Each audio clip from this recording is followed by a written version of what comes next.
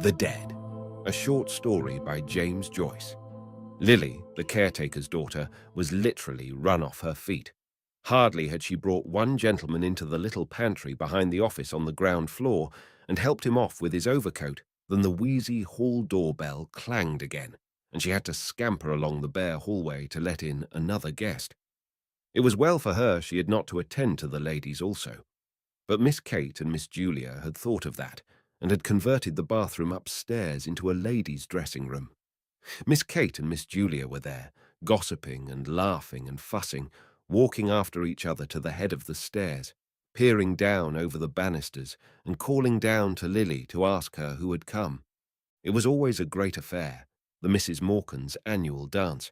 Everybody who knew them came to it, members of the family, old friends of the family, the members of Julia's choir, any of Kate's pupils that were grown up enough, and even some of Mary Jane's pupils too.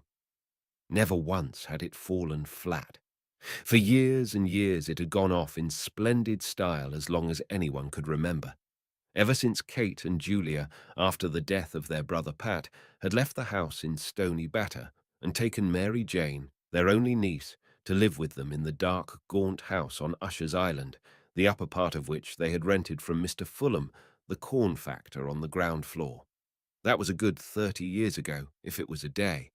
Mary Jane, who was then a little girl in short clothes, was now the main prop of the household, for she had the organ in Haddington Road. She had been through the academy and gave a pupils' concert every year in the upper room of the Antient concert rooms. Many of her pupils belonged to the better class families on the Kingstown and Dorking line. Old as they were, her aunts also did their share.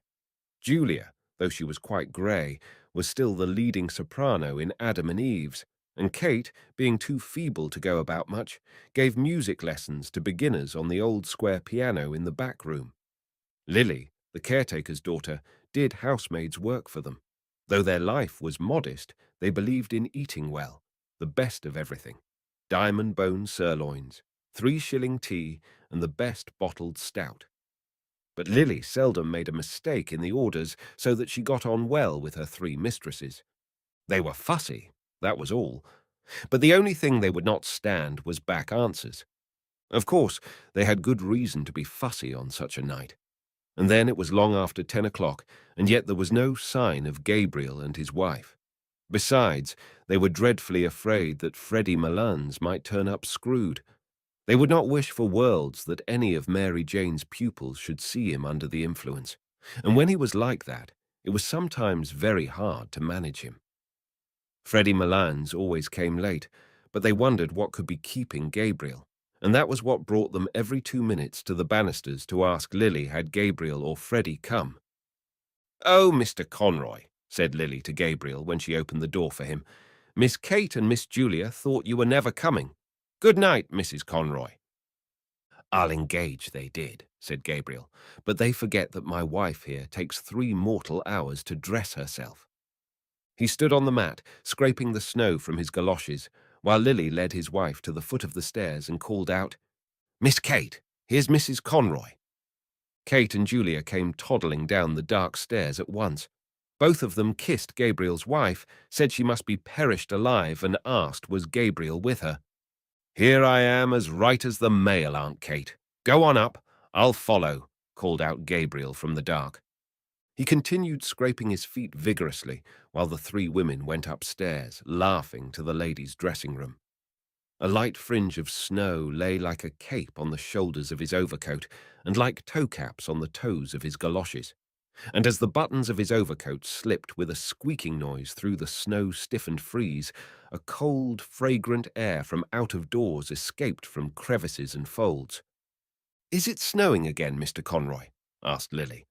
She had preceded him into the pantry to help him off with his overcoat. Gabriel smiled at the 3 syllables she had given his surname and glanced at her. She was a slim, growing girl, pale in complexion and with hay-coloured hair. The gas in the pantry made her look still paler. Gabriel had known her when she was a child and used to sit on the lowest step nursing a rag doll. "Yes, Lily," he answered, "and I think we're in for a night of it." He looked up at the pantry ceiling, which was shaking with the stamping and shuffling of feet on the floor above, listened for a moment to the piano and then glanced at the girl, who was folding his overcoat carefully at the end of a shelf. "Tell me, Lily," he said in a friendly tone, "do you still go to school?" "Oh, no, sir," she answered. "I'm done schooling this year and more." "Oh, then," said Gabriel gaily, "I suppose we'll be going to your wedding one of these fine days with your young man, eh?"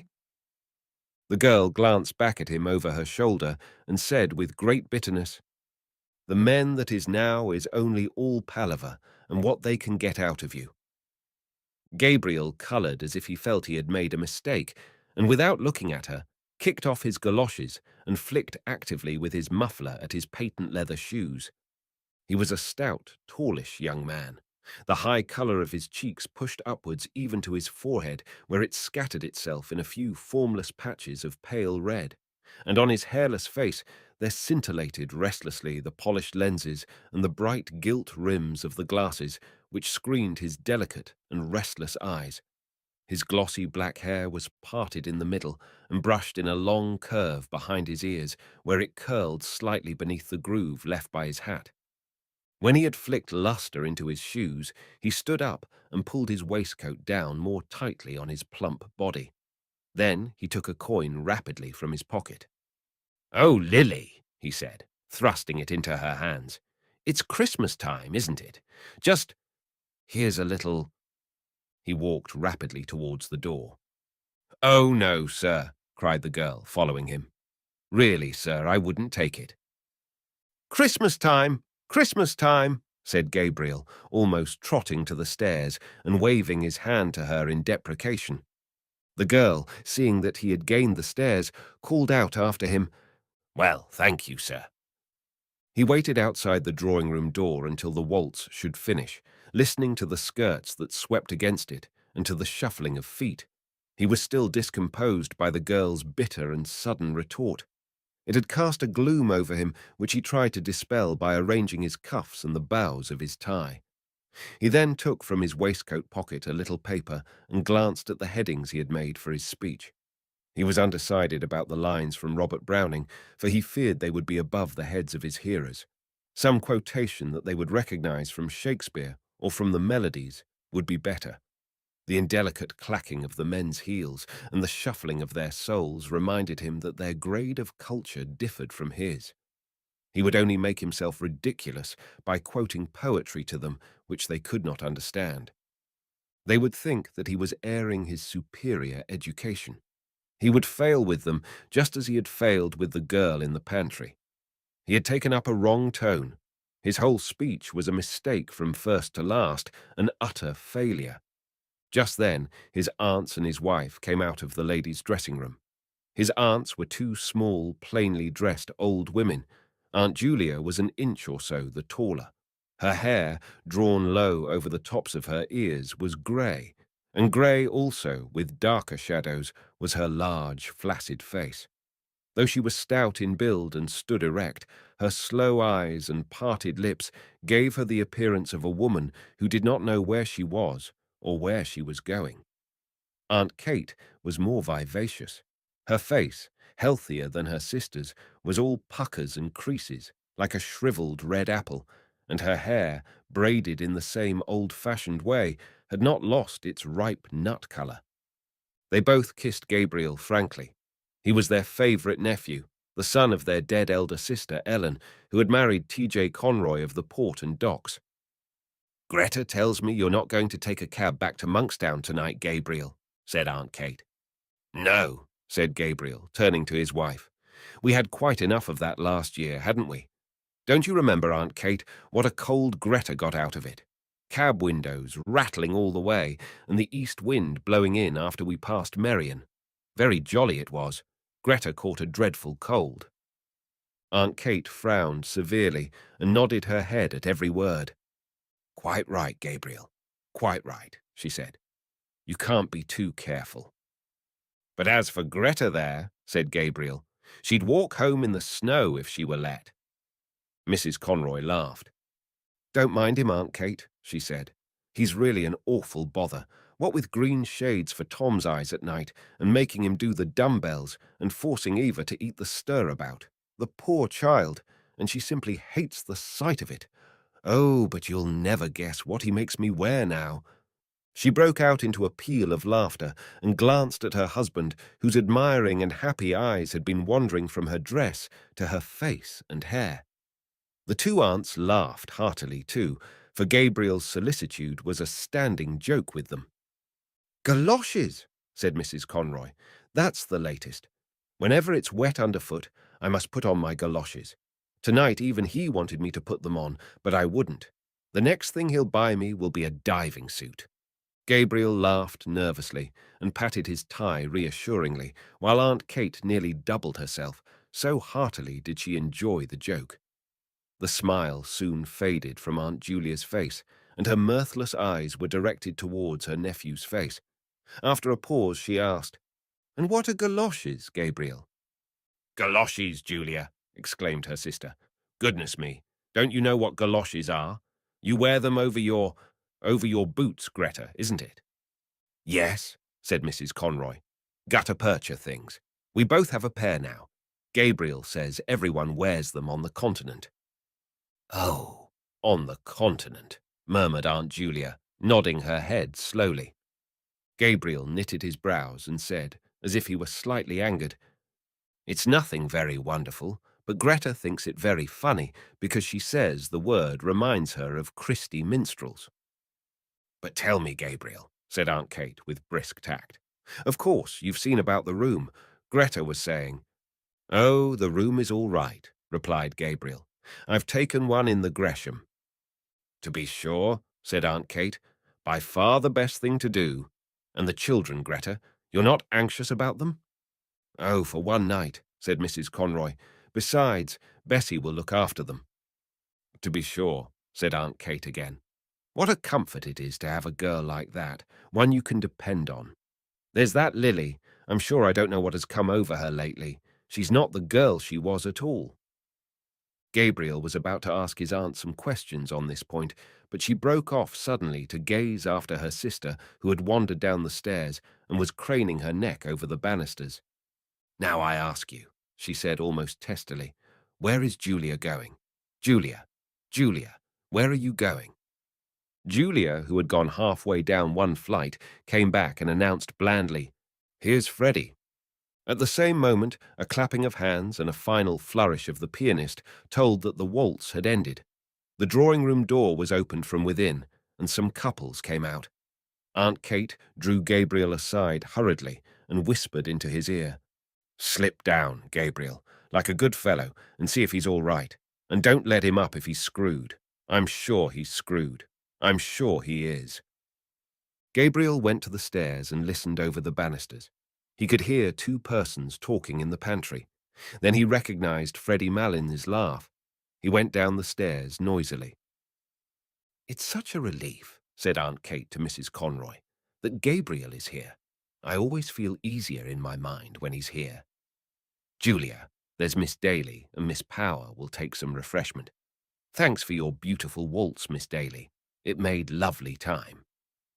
A tall, wizen-faced man with a stiff, grizzled moustache and swarthy skin, who was passing out with his partner, said, "And may we have some refreshment too, Miss Morkan?"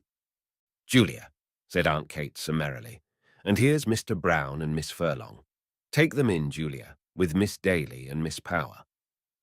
"I'm the man for the ladies," said Mr. Brown, pursing his lips until his moustache bristled and smiling in all his wrinkles. "You know, Miss Morkan, the reason they are so fond of me is—" He did not finish his sentence, but seeing that Aunt Kate was out of earshot, at once led the three young ladies into the back room. The middle of the room was occupied by two square tables placed end to end, and on these Aunt Julia and the caretaker were straightening and smoothing a large cloth. On the sideboard were arrayed dishes and plates and glasses and bundles of knives and forks and spoons. The top of the closed square piano served also as a sideboard for viands and sweets. At a smaller sideboard in one corner, two young men were standing, drinking hop bitters. Mr. Brown led his charges thither, and invited them all in jest to some ladies' punch, hot, strong, and sweet. As they said, they never took anything strong. He opened 3 bottles of lemonade for them. Then he asked one of the young men to move aside, and taking hold of the decanter, filled out for himself a goodly measure of whiskey. The young men eyed him respectfully while he took a trial sip. "God help me," he said, smiling. "It's the doctor's orders." His wizened face broke into a broader smile, and the 3 young ladies laughed in musical echo to his pleasantry, swaying their bodies to and fro with nervous jerks of their shoulders. The boldest said, "Oh, now, Mr. Brown, I'm sure the doctor never ordered anything of the kind." Mr. Brown took another sip of his whiskey and said, with sidling mimicry, "Well, you see, I'm like the famous Mrs. Cassidy, who is reported to have said, 'Now, Mary Grimes, if I don't take it, make me take it, for I feel I want it.'" His hot face had leaned forward a little too confidentially, and he had assumed a very low Dublin accent, so that the young ladies, with one instinct, received his speech in silence. Miss Furlong, who was one of Mary Jane's pupils, asked Miss Daly what was the name of the pretty waltz she had played, and Mr. Brown, seeing that he was ignored, turned promptly to the 2 young men who were more appreciative. A red-faced young woman, dressed in pansy, came into the room, excitedly clapping her hands and crying, "Quadrilles! Quadrilles!" Close on her heels came Aunt Kate, crying, "2 gentlemen and 3 ladies, Mary Jane." "Oh, here's Mr. Bergin and Mr. Kerrigan," said Mary Jane. "Mr. Kerrigan, will you take Miss Power? Miss Furlong, may I get you a partner, Mr. Bergin? Oh, that'll just do now." "3 ladies, Mary Jane," said Aunt Kate. The 2 young gentlemen asked the ladies if they might have the pleasure, and Mary Jane turned to Miss Daly. "Oh, Miss Daly, you're really awfully good, after playing for the last 2 dances, but really we're so short of ladies tonight." "I don't mind in the least, Miss Morkan. But I've a nice partner for you, Mr. Bartell Darcy, the tenor. I'll get him to sing later on. All Dublin is raving about him." Lovely voice," said Aunt Kate. As the piano had twice begun the prelude to the first figure, Mary Jane led her recruits quickly from the room. They had hardly gone when Aunt Julia wandered slowly into the room, looking behind her at something. "What is the matter, Julia?" asked Aunt Kate anxiously. "Who is it?" Julia, who was carrying in a column of table napkins, turned to her sister and said, simply, as if the question had surprised her, "It's only Freddie, Kate, and Gabriel with him?" In fact, right behind her, Gabriel could be seen piloting Freddie Malins across the landing. The latter, a young man of about 40, was of Gabriel's size and build, with very round shoulders. His face was fleshy and pallid, touched with colour only at the thick hanging lobes of his ears and at the wide wings of his nose. He had coarse features, a blunt nose, a convex and receding brow, tumid and protruded lips. His heavy-lidded eyes and the disorder of his scanty hair made him look sleepy. He was laughing heartily in a high key at a story which he had been telling Gabriel on the stairs, and at the same time rubbing the knuckles of his left fist backwards and forwards into his left eye. "Good evening, Freddie," said Aunt Julia. Freddie Malins bade the Misses Morkan good evening in what seemed an offhand fashion by reason of the habitual catch in his voice, and then, seeing that Mr. Brown was grinning at him from the sideboard, crossed the room on rather shaky legs and began to repeat in an undertone the story he had just told to Gabriel. "He's not so bad, is he?" said Aunt Kate to Gabriel. Gabriel's brows were dark, but he raised them quickly and answered, "Oh, no, hardly noticeable." "Now, isn't he a terrible fellow?" she said. "And his poor mother made him take the pledge on New Year's Eve. But come on, Gabriel, into the drawing-room." Before leaving the room with Gabriel, she signalled to Mr. Brown by frowning and shaking her forefinger in warning to and fro. Mr. Brown nodded in answer, and when she had gone, said to Freddie Malins, "Now then, Teddy, I'm going to fill you out a good glass of lemonade just to buck you up."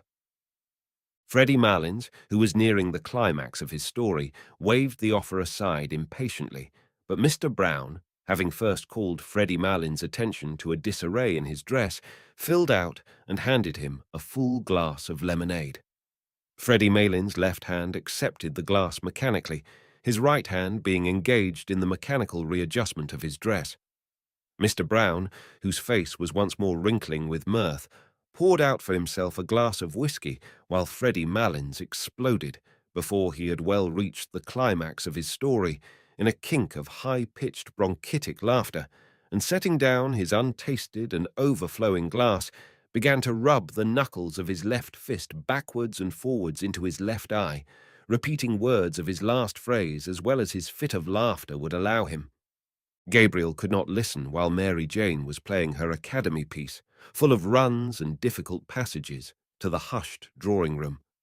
He liked music, but the piece she was playing had no melody for him, and he doubted whether it had any melody for the other listeners, though they had begged Mary Jane to play something.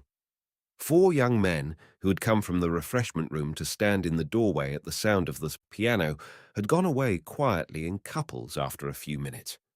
The only persons who seemed to follow the music were Mary Jane herself, her hands racing along the keyboard or lifted from it at the pauses like those of a priestess in momentary imprecation, and Aunt Kate standing at her elbow to turn the page.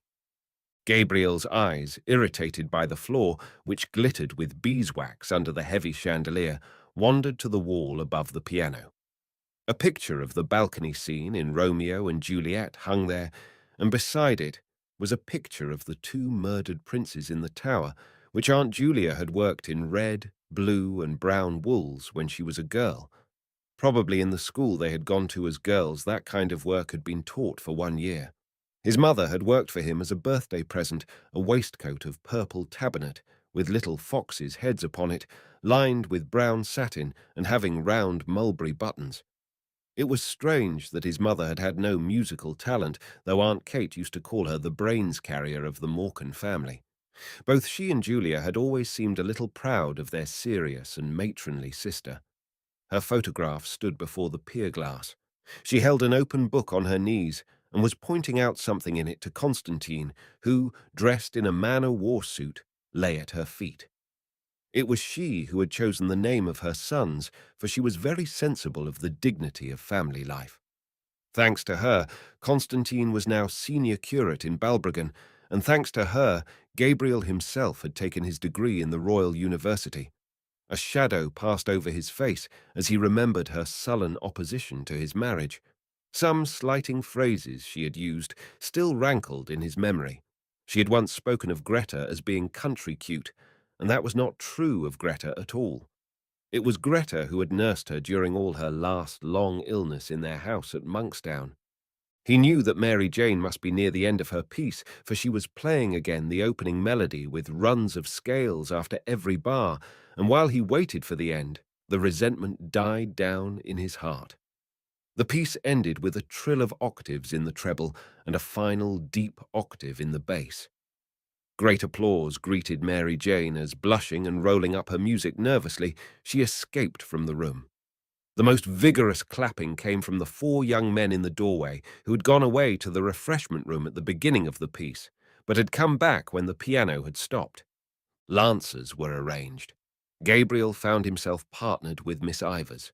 She was a frank-mannered, talkative young lady with a freckled face and prominent brown eyes. She did not wear a low-cut bodice, and the large brooch which was fixed in the front of her collar bore on it an Irish device and motto. When they had taken their places, she said abruptly, "I have a crow to pluck with you." "With me?" said Gabriel. She nodded her head gravely. "What is it?" asked Gabriel, smiling at her solemn manner. "Who is G.C.?" answered Miss Ivers, turning her eyes upon him. Gabriel coloured and was about to knit his brows, as if he did not understand, when she said bluntly, "Oh, innocent Amy, I have found out that you write for the Daily Express. Now, aren't you ashamed of yourself?" "Why should I be ashamed of myself?" asked Gabriel, blinking his eyes and trying to smile. "Well, I'm ashamed of you," said Miss Ivers frankly. "To say you'd write for a paper like that. I didn't think you were a West Briton." A look of perplexity appeared on Gabriel's face. It was true that he wrote a literary column every Wednesday in the Daily Express, for which he was paid 15 shillings. But that did not make him a West Briton, surely. The books he received for review were almost more welcome than the paltry cheque. He loved to feel the covers and turn over the pages of newly printed books.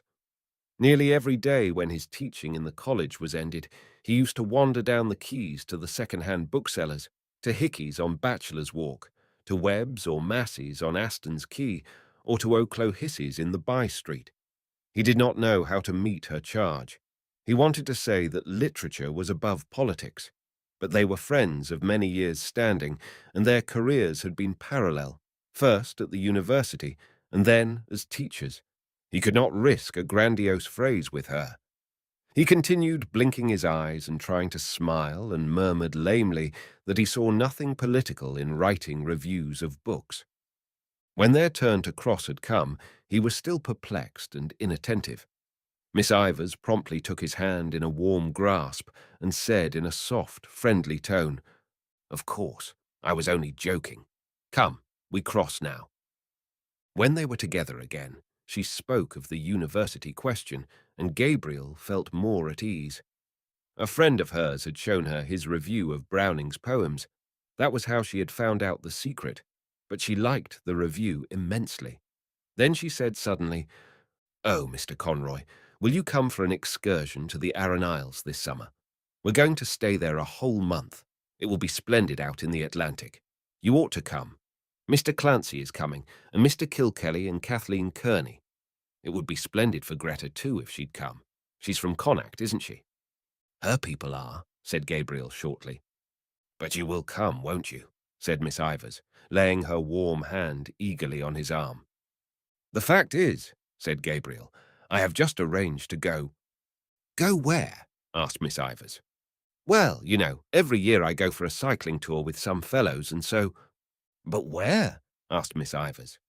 "Well, we usually go to France, or Belgium, or perhaps Germany," said Gabriel awkwardly.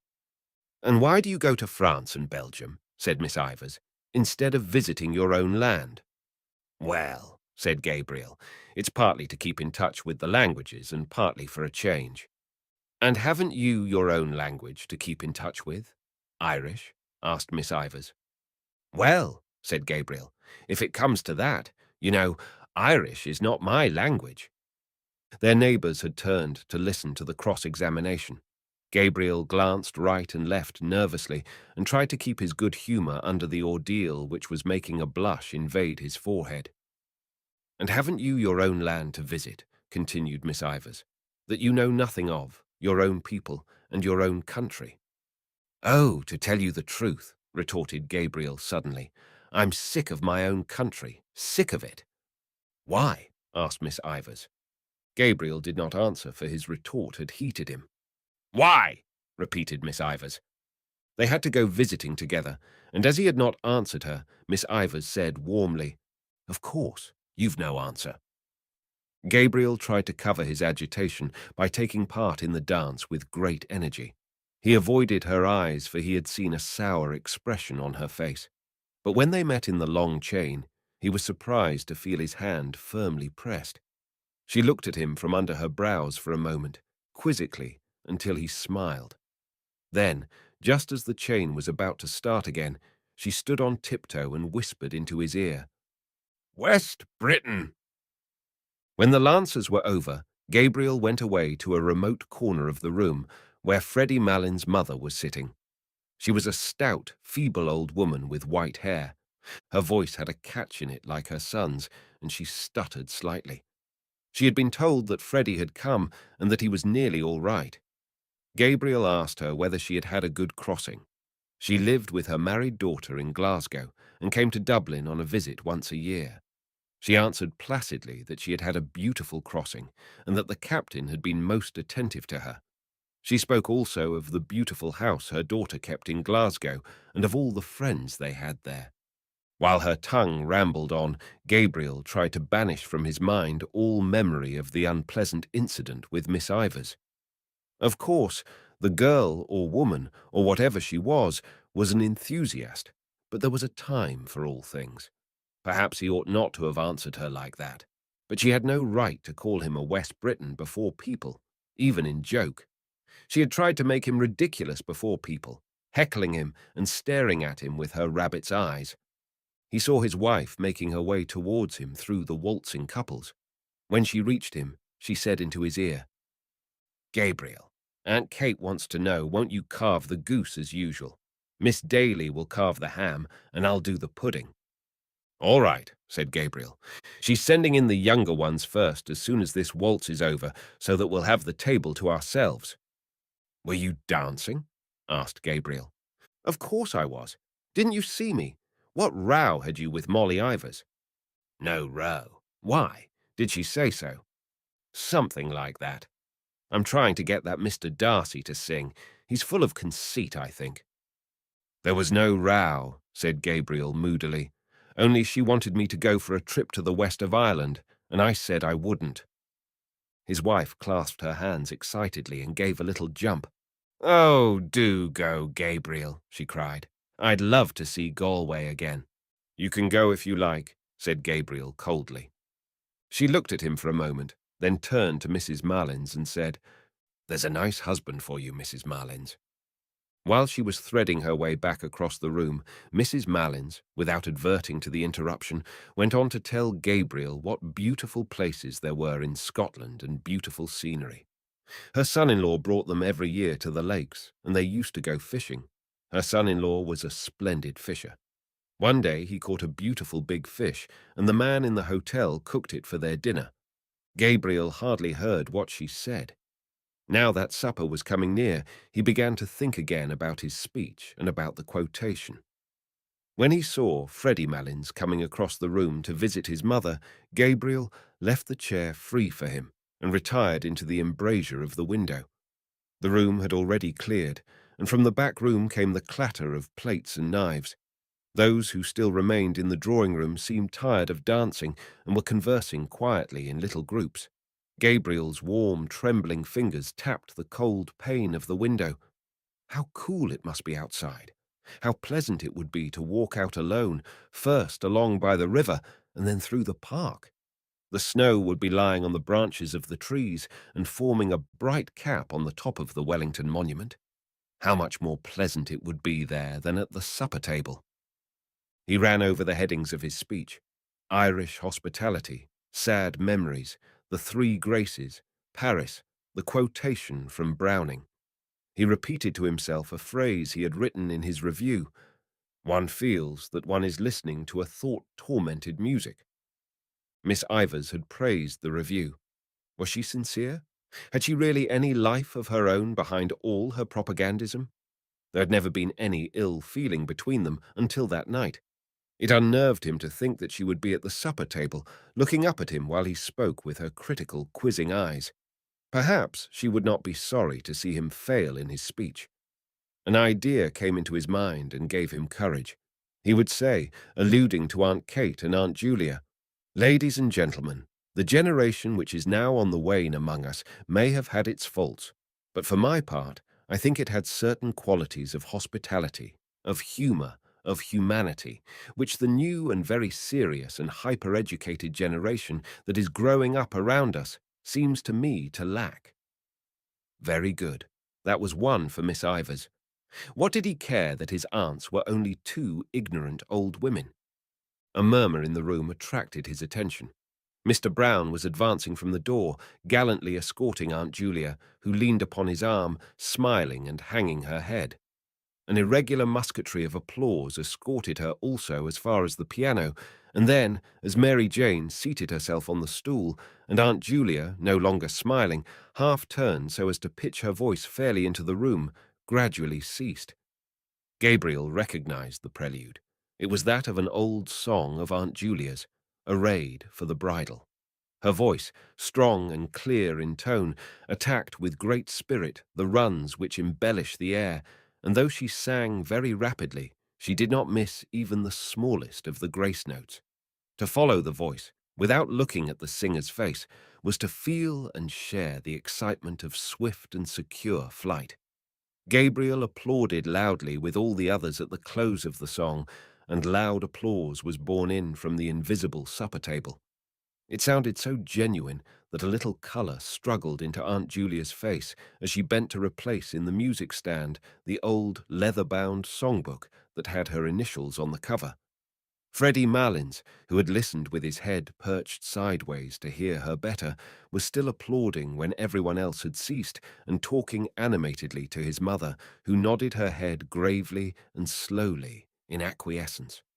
At last, when he could clap no more, he stood up suddenly and hurried across the room to Aunt Julia, whose hand he seized and held in both his hands, shaking it when words failed him or the catch in his voice proved too much for him. "I was just telling my mother," he said. "I never heard you sing so well. Never. No, I never heard your voice so good as it is tonight. Now! Would you believe that now? That's the truth. Upon my word and honor, that's the truth. I never heard your voice sound so fresh and so clear and fresh. Never." Aunt Julia smiled broadly and murmured something about compliments as she released her hand from his grasp. Mr. Brown extended his open hand towards her and said to those who were near him, in the manner of a showman introducing a prodigy to an audience, "Miss Julia Morkan, my latest discovery." He was laughing very heartily at this himself when Freddie Malins turned to him and said, "Well, Brown, if you're serious, you might make a worse discovery. All I can say is, I never heard her sing half so well as long as I am coming here, and that's the honest truth." "Neither did I," said Mr. Brown. "I think her voice has greatly improved." Aunt Julia shrugged her shoulders and said with meek pride, 30 years ago I hadn't a bad voice as voices go." "I often told Julia," said Aunt Kate emphatically, "that she was simply thrown away in that choir, but she never would be said by me." She turned as if to appeal to the good sense of the others against a refractory child, while Aunt Julia gazed in front of her, a vague smile of reminiscence playing on her face.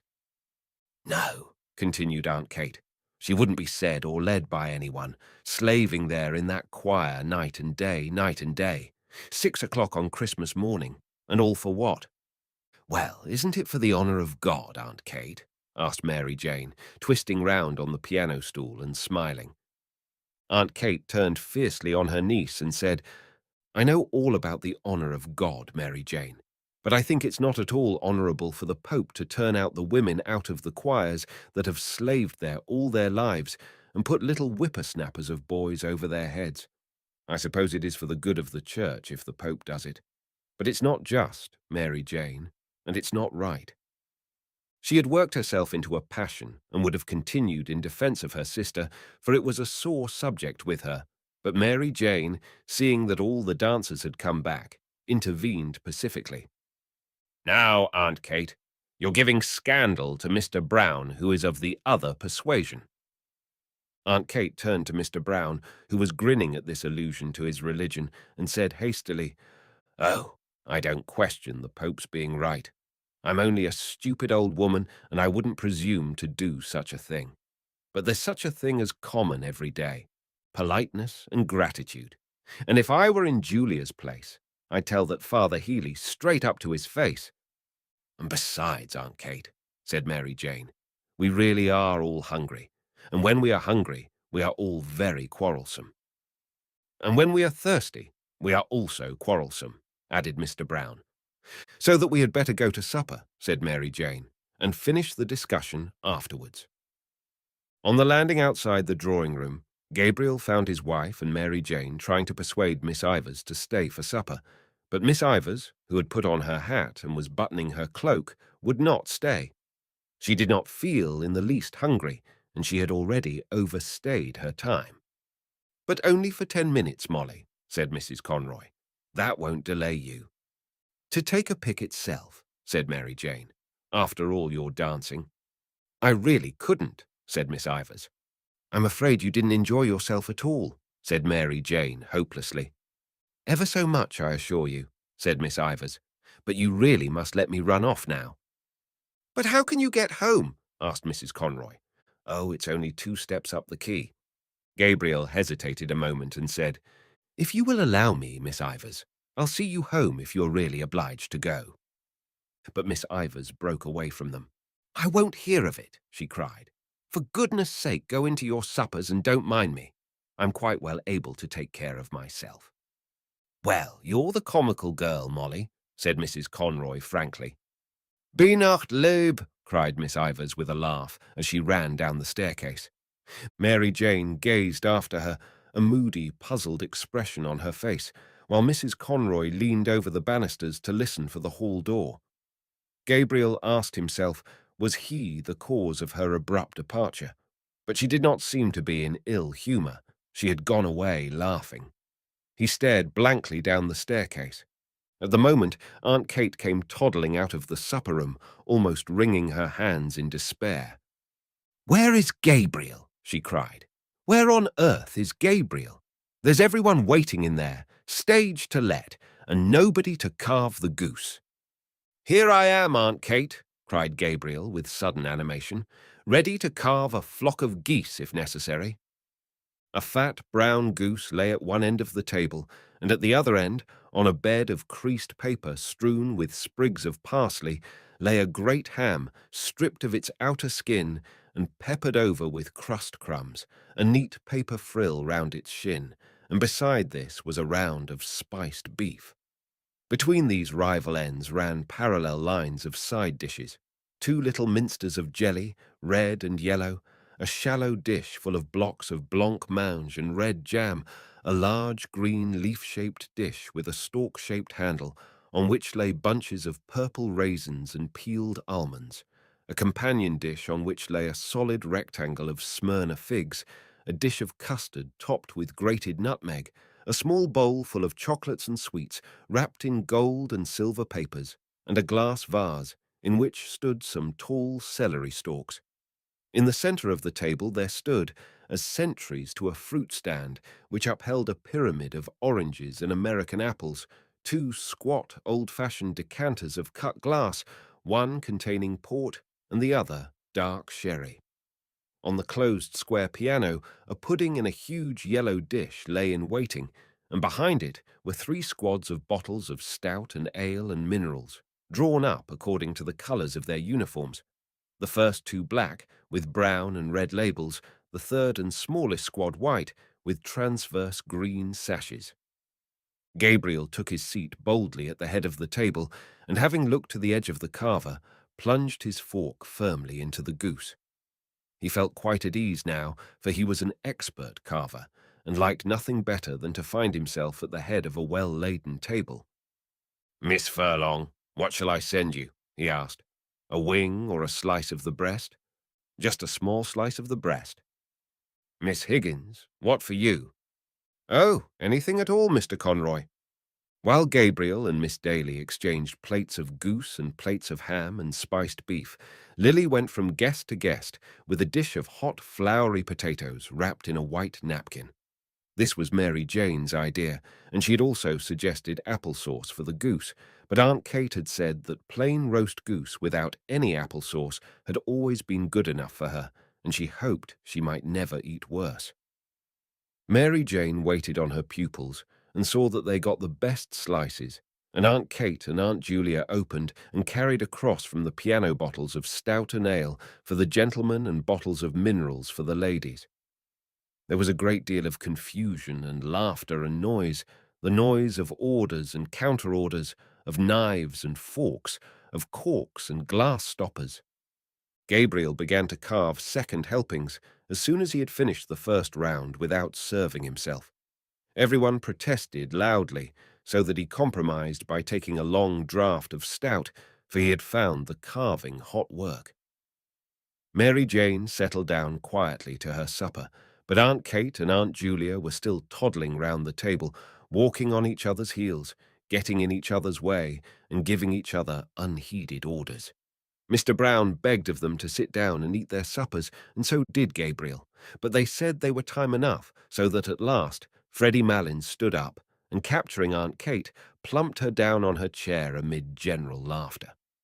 When everyone had been well served, Gabriel said, smiling, "Now, if anyone wants a little more of what vulgar people call stuffing, let him or her speak." A chorus of voices invited him to begin his own supper, and Lily came forward with 3 potatoes which she had reserved for him. "Very well," said Gabriel amiably, as he took another preparatory draught.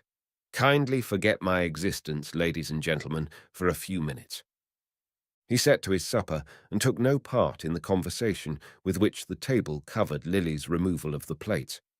The subject of talk was the opera company, which was then at the Theatre Royal. Mr. Bartell Darcy, the tenor, a dark-complexioned young man with a smart moustache, praised very highly the leading contralto of the company, but Miss Furlong thought she had a rather vulgar style of production.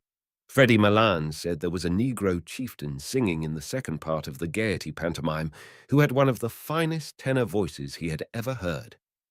"Have you heard him?" he asked Mr. Bartell Darcy across the table. "No," answered Mr. Bartell Darcy carelessly. "Because," Freddie Malins explained, "now I'd be curious to hear your opinion of him. I think he has a grand voice." "It takes Teddy to find out the really good things," said Mr. Brown familiarly to the table. "And why couldn't he have a voice too?" asked Freddie Malins sharply. "Is it because he's only a black?" Nobody answered this question, and Mary Jane led the table back to the legitimate opera. One of her pupils had given her a pass for Mignon. Of course it was very fine, she said, but it made her think of poor Georgina Burns. Mr. Brown could go back farther still, to the old Italian companies that used to come to Dublin, Tietjens, Ilma de Murska, Campanini, the great Trebelli, Giuglini, Ravelli, Aramburo. Those were the days, he said, when there was something like singing to be heard in Dublin. He told, too, of how the top gallery of the Old Royal used to be packed, night after night, of how one night an Italian tenor had sung 5 encores to Let Me Like a Soldier Fall, introducing a high C every time, and of how the gallery boys would sometimes in their enthusiasm unyoke the horses from the carriage of some great prima donna and pull her themselves through the streets to her hotel. Why did they never play the grand old operas now, he asked, Dinora, Lucrezia Borgia? Because they could not get the voices to sing them. That was why. "Oh, well," said Mr. Bartell Darcy, "I presume there are as good singers today as there were then." "Where are they?" asked Mr. Brown defiantly. "In London, Paris, Milan," said Mr. Bartell Darcy warmly. "I suppose Caruso, for example, is quite as good, if not better than any of the men you have mentioned." "Maybe so," said Mr. Brown, "but I may tell you I doubt it strongly."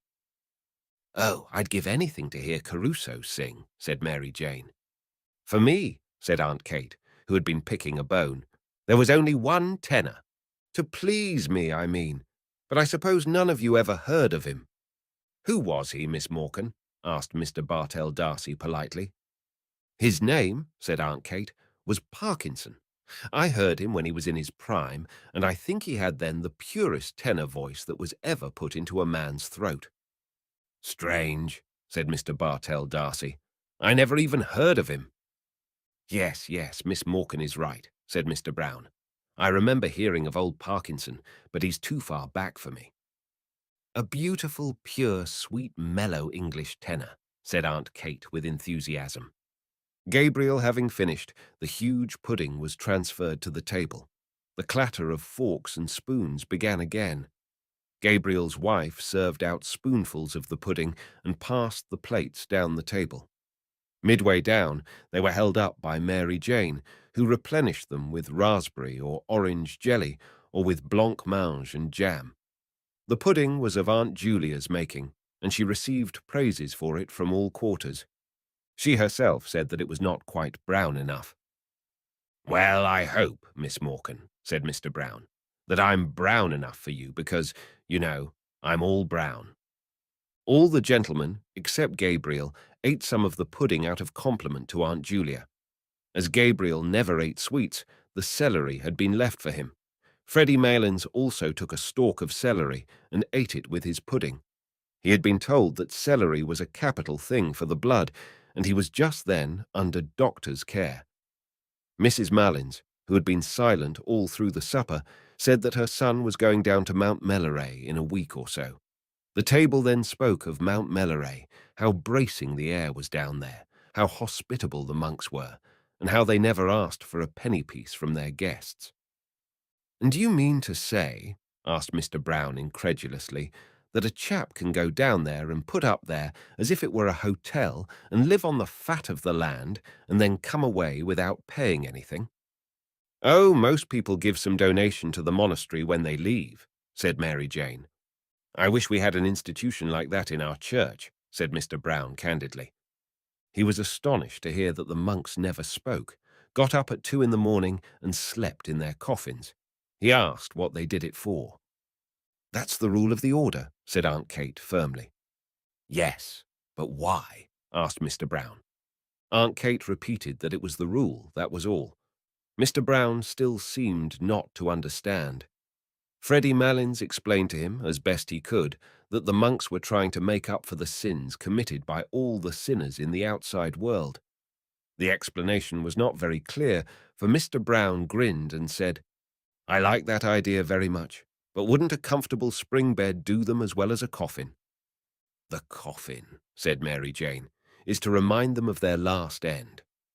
As the subject had grown lugubrious, it was buried in a silence of the table during which Mrs. Malins could be heard saying to her neighbour in an indistinct undertone, "They are very good men, the monks, very pious men."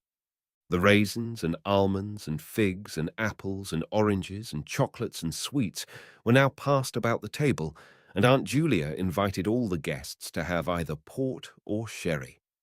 At first, Mr. Bartell Darcy refused to take either, but one of his neighbours nudged him and whispered something to him, upon which he allowed his glass to be filled. Gradually, as the last glasses were being filled, the conversation ceased. A pause followed, broken only by the noise of the wine and by unsettlings of chairs. The Misses Morkan, all three, looked down at the tablecloth. Someone coughed once or twice, and then a few gentlemen patted the table gently as a signal for silence. The silence came, and Gabriel pushed back his chair. The patting at once grew louder in encouragement, and then ceased altogether. Gabriel leaned his 10 trembling fingers on the tablecloth and smiled nervously at the company. Meeting a row of upturned faces, he raised his eyes to the chandelier. The piano was playing a waltz tune, and he could hear the skirts sweeping against the drawing-room door. People, perhaps, were standing in the snow on the quay outside, gazing up at the lighted windows and listening to the waltz music. The air was pure there. In the distance lay the park where the trees were weighted with snow. The Wellington Monument wore a gleaming cap of snow that flashed westward over the white field of 15 acres. He began, "Ladies and gentlemen, it has fallen to my lot this evening, as in years past, to perform a very pleasing task, but a task for which I am afraid my poor powers as a speaker are all too inadequate." "No, no," said Mr. Brown, "but however that may be, I can only ask you tonight to take the will for the deed, and to lend me your attention for a few moments while I endeavour to express to you in words what my feelings are on this occasion. Ladies and gentlemen, it is not the first time that we have gathered together under this hospitable roof, around this hospitable board. It is not the first time that we have been the recipients, or perhaps I had better say, the victims, of the hospitality of certain good ladies." He made a circle in the air with his arm and paused. Everyone laughed or smiled at Aunt Kate and Aunt Julia and Mary Jane, who all turned crimson with pleasure. Gabriel went on more boldly. "I feel more strongly with every recurring year that our country has no tradition which does it so much honour, and which it should guard so jealously as that of its hospitality. It is a tradition that is unique as far as my experience goes, and I have visited not a few places abroad among the modern nations. Some would say perhaps that with us it is rather a failing than anything to be boasted of. But granted even that, it is, to my mind, a princely failing, and one that I trust will long be cultivated among us. Of one thing, at least, I am sure. As long as this one roof shelters the good ladies aforesaid, and I wish from my heart it may do so for many and many a long year to come, The tradition of genuine, warm-hearted, courteous Irish hospitality, which our forefathers have handed down to us, and which we in turn must hand down to our descendants, is still alive among us. A hearty murmur of assent ran round the table. It shot through Gabriel's mind that Miss Ivors was not there, and that she had gone away discourteously, and he said with confidence in himself, "Ladies and gentlemen, a new generation is growing up in our midst, a generation actuated by new ideas and new principles. It is serious and enthusiastic for these new ideas, and its enthusiasm, even when it is misdirected, is, I believe, in the main sincere. But we are living in a skeptical, and if I may use the phrase, a thought-tormented age. And sometimes I fear that this new generation, educated or hyper-educated as it is, will lack those qualities of humanity, of hospitality, of kindly humor which belonged to an older day. Listening tonight to the names of all those great singers of the past, it seemed to me, I must confess, that we were living in a less spacious age. Those days might, without exaggeration, be called spacious days. And if they are gone beyond recall, let us hope, at least, that in gatherings such as this, we shall still speak of them with pride and affection, still cherish in our hearts the memory of those dead and gone great ones whose fame the world will not willingly let die. "Hear, hear," said Mr. Brown loudly. "But yet," continued Gabriel, his voice falling into a softer inflection, "there are always in gatherings such as this sadder thoughts that will recur to our minds, thoughts of the past, of youth, of changes, of absent faces that we miss here tonight. Our path through life is strewn with many such sad memories, and were we to brood upon them, always we could not find the heart to go on bravely with our work among the living. We have all of us living duties and living affections which claim, and rightly claim, our strenuous endeavours. Therefore, I will not linger on the past. I will not let any gloomy moralizing intrude upon us here tonight. Here we are gathered together for a brief moment from the bustle and rush of our everyday routine. We are met here as friends, in the spirit of good fellowship, as colleagues, also to a certain extent, in the true spirit of camaraderie, and as the guests of, what shall I call them, the three graces of the Dublin musical world. The table burst into applause and laughter at this allusion. Aunt Julia vainly asked each of her neighbours in turn to tell her what Gabriel had said. "He says we are the three graces, Aunt Julia," said Mary Jane. Aunt Julia did not understand, but she looked up, smiling at Gabriel, who continued in the same vein. "Ladies and gentlemen, I will not attempt to play tonight the part that Paris played on another occasion. I will not attempt to choose between them. The task would be an invidious one and one beyond my poor powers, for when I view them in turn, whether it be our chief hostess herself, whose good heart, whose too good heart, has become a byword with all who know her, or her sister, who seems to be gifted with perennial youth, and whose singing must have been a surprise and a revelation to us all tonight. Or, last but not least, when I consider our youngest hostess, talented, cheerful, hard-working, and the best of nieces, I confess, ladies and gentlemen, that I do not know to which of them I should award the prize." Gabriel glanced down at his aunts, and seeing the large smile on Aunt Julia's face, and the tears which had risen to Aunt Kate's eyes, hastened to his close. He raised his glass of port gallantly, while every member of the company fingered a glass expectantly, and said loudly, "Let us toast them all three together.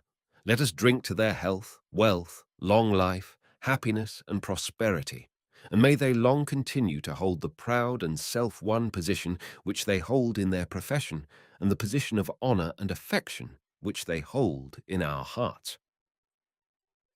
All the guests stood up, glass in hand, and turning towards the three seated ladies, sang in unison, with Mr. Brown as leader, "For they are jolly gay fellows, for they are jolly gay fellows, for they are jolly gay fellows," which nobody can deny. Aunt Kate was making frank use of her handkerchief, and even Aunt Julia seemed moved. Freddie Malins beat time with his pudding fork, and the singers turned towards one another, as if in melodious conference, while they sang with emphasis. Unless he tells a lie, unless he tells a lie. Then, turning once more towards their hostesses, they sang, "For they are jolly gay fellows, for they are jolly gay fellows, for they are jolly gay fellows," which nobody can deny. The acclamation which followed was taken up beyond the door of the supper-room by many of the other guests and renewed time after time, Freddie Malins acting as officer with his fork on high. The piercing morning air came into the hall where they were standing, so that Aunt Kate said, "Close the door, somebody. Mrs. Malins will get her death of cold." "Brown is out there, Aunt Kate," said Mary Jane. "Brown is everywhere," said Aunt Kate, lowering her voice. Mary Jane laughed at her tone. "Really?" she said archly. "He is very attentive." "He has been laid on here like the gas," said Aunt Kate in the same tone, "all during the Christmas." She laughed herself this time good-humouredly, and then added quickly, "But tell him to come in, Mary Jane, and close the door. I hope to goodness he didn't hear me." At that moment the hall door was opened, and Mr. Brown came in from the doorstep, laughing as if his heart would break. He was dressed in a long green overcoat, with mock astrakhan cuffs and collar, and wore on his head an oval fur cap. He pointed down the snow-covered quay from where the sound of shrill, prolonged whistling was borne in. "Teddy will have all the cabs in Dublin out," he said. Gabriel advanced from the little pantry behind the office, struggling into his overcoat, and looking round the hall, said, "Greta not down yet?" "She's getting on her things, Gabriel," said Aunt Kate. "Who's playing up there?" asked Gabriel. "Nobody. They're all gone." "Oh, no, Aunt Kate," said Mary Jane. "Bartell Darcy and Miss O'Callaghan aren't gone yet." "Someone is fooling at the piano anyhow," said Gabriel. Mary Jane glanced at Gabriel and Mr. Brown and said with a shiver, "It makes me feel cold to look at you two gentlemen muffled up like that. I wouldn't like to face your journey home at this hour." "I'd like nothing better this minute," said Mr. Brown stoutly, "than a rattling fine walk in the country, or a fast drive with a good spanking goer between the shafts." "We used to have a very good horse and trap at home," said Aunt Julia sadly. "The never-to-be-forgotten Johnny," said Mary Jane, laughing. Aunt Kate and Gabriel laughed too. "Why, what was wonderful about Johnny?" asked Mr. Brown. "The late, lamented Patrick Morcan, our grandfather, that is," explained Gabriel, "commonly known in his later years as the old gentleman, was a glue boiler." "Oh, now, Gabriel," said Aunt Kate, laughing, "he had a starch mill." "Well, glue or starch," said Gabriel. "The old gentleman had a horse by the name of Johnny, and Johnny used to work in the old gentleman's mill, walking round and round in order to drive the mill. That was all very well, but now comes the tragic part about Johnny. One fine day the old gentleman thought he'd like to drive out with the quality to a military review in the park." "The Lord have mercy on his soul," said Aunt Kate compassionately. "Amen," said Gabriel. "So the old gentleman, as I said, harnessed Johnny and put on his very best tall hat and his very best stock collar and drove out in grand style from his ancestral mansion somewhere near Back Lane, I think."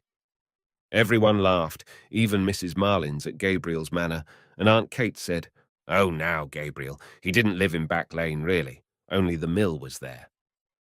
"Out from the mansion of his forefathers," continued Gabriel, "he drove with Johnny, and everything went on beautifully until Johnny came in sight of King Billy's statue. And whether he fell in love with the horse King Billy sits on, or whether he thought he was back again in the mill, anyhow, he began to walk round the statue." Gabriel paced in a circle round the hall in his galoshes amid the laughter of the others. "Round and round he went," said Gabriel, "and the old gentleman, who was a very pompous old gentleman, was highly indignant. 'Go on, sir. What do you mean, sir? Johnny, Johnny. Most extraordinary conduct. Can't understand the horse.'" The peal of laughter which followed Gabriel's imitation of the incident was interrupted by a resounding knock at the hall door. Mary Jane ran to open it and let in Freddie Malins. Freddie Malins, with his hat well back on his head and his shoulders humped with cold, was puffing and steaming after his exertions. "I could only get one cab," he said. "Oh, we'll find another along the quay," said Gabriel. "Yes," said Aunt Kate. "Better not keep Mrs. Marlins standing in the draught." Mrs. Marlins was helped down the front steps by her son and Mr. Brown, and after many manoeuvres hoisted into the cab. Freddie Marlins clambered in after her and spent a long time settling her on the seat, Mr. Brown helping him with advice. At last she was settled comfortably, and Freddie Marlins invited Mr. Brown into the cab. There was a good deal of confused talk, and then Mr. Brown got into the cab. The cabman settled his rug over his knees and bent down for the address. The confusion grew greater, and the cabman was directed differently by Freddie Marlins and Mr. Brown, each of whom had his head out through a window of the cab. The difficulty was to know where to drop Mr. Brown along the route, and Aunt Kate, Aunt Julia, and Mary Jane helped the discussion from the doorstep with cross directions and contradictions and abundance of laughter. As for Freddie Malins, he was speechless with laughter. He popped his head in and out of the window every moment to the great danger of his hat, and told his mother how the discussion was progressing, till at last Mr. Brown shouted to the bewildered cabman above the din of everybody's laughter, "Do you know Trinity College?" "Yes, sir," said the cabman. "Well, drive bang up against Trinity College gates," said Mr. Brown, "and then we'll tell you where to go. You understand now?" "Yes, sir," said the cabman. "Make like a bird for Trinity College." "Right, sir," said the cabman. The horse was whipped up, and the cab rattled off along the quay amid a chorus of laughter and adieus. Gabriel had not gone to the door with the others. He was in a dark part of the hall gazing up the staircase. A woman was standing near the top of the first flight, in the shadow also. He could not see her face, but he could see the terracotta and salmon-pink panels of her skirt, which the shadow made appear black and white. It was his wife. She was leaning on the banisters, listening to something. Gabriel was surprised at her stillness and strained his ear to listen also.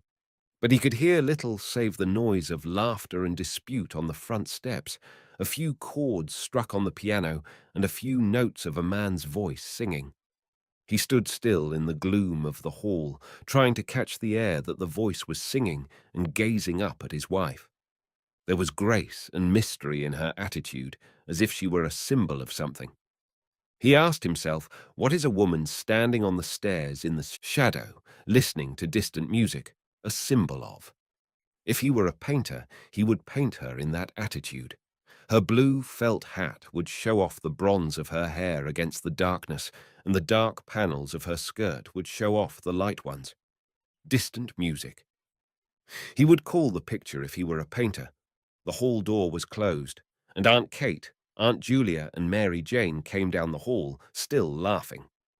"Well, isn't Freddie terrible?" said Mary Jane. "He's really terrible."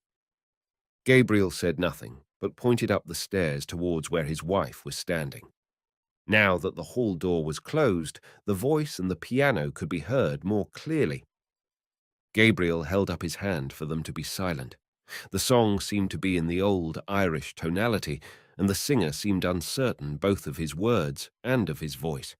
The voice, made plaintive by distance and by the singer's hoarseness, faintly illuminated the cadence of the air with words expressing grief. "Oh, the rain falls on my heavy locks, and the dew wets my skin. My babe lies cold." "Oh," exclaimed Mary Jane, "it's Bartell D'Arcy singing, and he wouldn't sing all the night. Oh, I'll get him to sing a song before he goes." "Oh, do, Mary Jane," said Aunt Kate. Mary Jane brushed past the others and ran to the staircase, but before she reached it, the singing stopped and the piano was closed abruptly. "Oh, what a pity!" she cried. "Is he coming down, Greta?" Gabriel heard his wife answer yes, and saw her come down towards them. A few steps behind her were Mr. Bartell D'Arcy and Miss O'Callaghan. "Oh, Mr. Darcy," cried Mary Jane, It's downright mean of you to break off like that when we were all in raptures listening to you." "I have been at him all the evening," said Miss O'Callaghan, "and Mrs. Conroy too, and he told us he had a dreadful cold and couldn't sing." "Oh, Mr. Darcy," said Aunt Kate. Now that was a great fib to tell. "Can't you see that I'm as hoarse as a crow?" said Mr. Darcy roughly. He went into the pantry hastily and put on his overcoat. The others, taken aback by his rude speech, could find nothing to say. Aunt Kate wrinkled her brows and made signs to the others to drop the subject. Mr. Darcy stood swathing his neck carefully and frowning. "It's the weather," said Aunt Julia after a pause. "Yes, everybody has colds," said Aunt Kate readily. "Everybody." "They say," said Mary Jane, "we haven't had snow like it for 30 years, and I read this morning in the newspapers that the snow is general all over Ireland." "I love the look of snow," said Aunt Julia sadly. "So do I," said Miss O'Callaghan. "I think Christmas is never really Christmas unless we have the snow on the ground." "But poor Mr. Darcy doesn't like the snow," said Aunt Kate, smiling. Mr. Darcy came from the pantry, fully swathed and buttoned, and in a repentant tone told them the history of his cold. Everyone gave him advice and said it was a great pity and urged him to be very careful of his throat in the night air. Gabriel watched his wife, who did not join in the conversation. She was standing right under the dusty fanlight, and the flame of the gas lit up the rich bronze of her hair, which he had seen her drying at the fire a few days before. She was in the same attitude and seemed unaware of the talk about her. At last she turned towards them, and Gabriel saw that there was colour on her cheeks and that her eyes were shining. A sudden tide of joy went leaping out of his heart. "Mr. Darcy," she said, "what is the name of that song you were singing?" "It's called The Lass of Aughrim," said Mr. Darcy, "but I couldn't remember it properly. Why? Do you know it?" "The Lass of Aughrim," she repeated. "I couldn't think of the name." "It's a very nice air," said Mary Jane. "I'm sorry you were not in voice tonight." "Now, Mary Jane," said Aunt Kate, "don't annoy Mr. Darcy. I won't have him annoyed." Seeing that all were ready to start, she shepherded them to the door, where good night was said. "Well, good night, Aunt Kate, and thanks for the pleasant evening." "Good night, Gabriel. Good night, Greta." "Good night, Aunt Kate, and thanks ever so much. Good night, Aunt Julia." "Oh, good night, Greta. I didn't see you." "Good night, Mr. Darcy. Good night, Miss O'Callaghan. Good night, Miss Morkan. Good night again. Good night, all. Safe home. Good night. Good night." The morning was still dark. A dull yellow light brooded over the houses and the river, and the sky seemed to be descending. It was slushy underfoot, and only streaks and patches of snow lay on the roofs, on the parapets of the quay, and on the area railings. The lamps were still burning redly in the murky air, and across the river the palace of the Four Courts stood out menacingly against the heavy sky. She was walking on before him with Mr. Bartell Darcy, her shoes in a brown parcel tucked under one arm, and her hands holding her skirt up from the slush. She had no longer any grace of attitude, but Gabriel's eyes were still bright with happiness. The blood went bounding along his veins, and the thoughts went rioting through his brain, proud, joyful, tender, valorous. She was walking on before him so lightly and so erect that he longed to run after her noiselessly, catch her by the shoulders, and say something foolish and affectionate into her ear. She seemed to him so frail that he longed to defend her against something and then to be alone with her. Moments of their secret life together burst like stars upon his memory. A heliotrope envelope was lying beside his breakfast cup, and he was caressing it with his hand. Birds were twittering in the ivy, and the sunny web of the curtain was shimmering along the floor. He could not eat for happiness. They were standing on the crowded platform, and he was placing a ticket inside the warm palm of her glove. He was standing with her in the cold, looking in through a grated window at a man making bottles in a roaring furnace. It was very cold. Her face, fragrant in the cold air, was quite close to his, and suddenly he called out to the man at the furnace, "Is the fire hot, sir?" But the man could not hear with the noise of the furnace. It was just as well. He might have answered rudely. A wave of yet more tender joy escaped from his heart and went coursing in warm flood along his arteries, like the tender fire of stars moments of their life together that no one knew of or would ever know of, broke upon and illumined his memory. He longed to recall to her those moments, to make her forget the years of their dull existence together and remember only their moments of ecstasy. For the years, he felt, had not quenched his soul or hers. Their children, his writing, her household cares had not quenched all their soul's tender fire. In one letter that he had written to her, then he had said, "Why is it that words like these seem to me so dull and cold? Is it because there is no word tender enough to be your name?" Like distant music, these words that he had written years before were borne towards him from the past. He longed to be alone with her. When the others had gone away, when he and she were in their room in the hotel, then they would be alone together. He would call her softly, "Greta!" Perhaps she would not hear at once. She would be undressing. Then something in his voice would strike her. She would turn and look at him. At the corner of Wine Tavern Street, they met a cab. He was glad of its rattling noise as it saved him from conversation. She was looking out of the window and seemed tired.